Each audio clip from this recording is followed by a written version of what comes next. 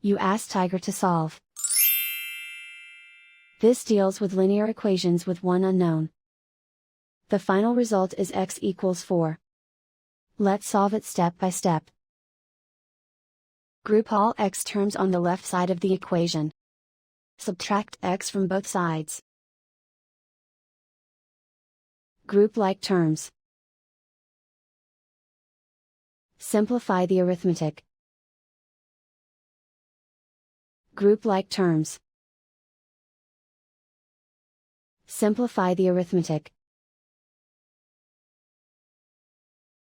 Group all constants on the right side of the equation.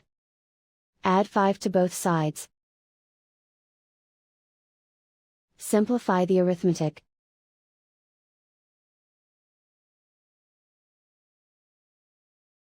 And so the final result is x equals 4.